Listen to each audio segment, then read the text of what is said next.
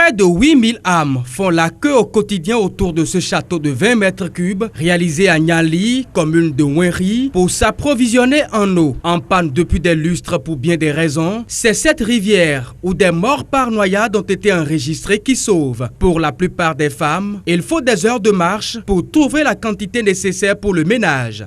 C'est depuis 2001 que cela a été réalisé. Le générateur a commencé par nous poser des problèmes. Il y a des temps, ça tombe en panne. Il y a aussi les fontainiers qui bouffent l'eau, qui bouffent l'argent de l'eau. On ne trouve pas l'argent pour payer de carburant pour faire fonctionner le générateur. Donc c'est ça qui pose beaucoup de problèmes. Et les eaux de rivière, des marigots sont devenues des choses utilisées par nos populations. C'est partageant cette difficulté des populations alors que chaque année, le Bénin célèbre avec tambour et trompette la journée mondiale de l'eau que l'association Presse pour les pauvres a choisi de descendre dans le village pour sa première visite officielle. La population de Niali souffre donc le chaud et le froid pour pouvoir réellement s'approvisionner en eau potable.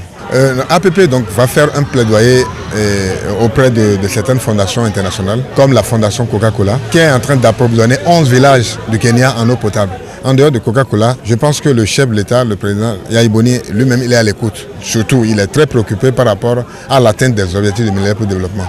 Donc je pense qu'il pourra vraiment instruire donc les membres de son gouvernement pour que très rapidement Niali soit une réelle priorité par rapport à l'accès en eau potable. Vu l'accès difficile à l'eau potable dans cette partie de Ouenri, qui n'est qu'un exemple parmi tant d'autres, l'atteinte des OMD sur ce plan n'est pas pour demain et la politique dans ce domaine doit être repensée. L'APP ne veut plus que les populations jouent aux muettes. Presse pour les pauvres a pour vision surtout donc de donner la parole, de faciliter l'accès des populations rurales, surtout les pauvres, ceux qui vivent à moins de $1 par jour, au service donc de presse, pour pouvoir réellement exprimer leurs besoins.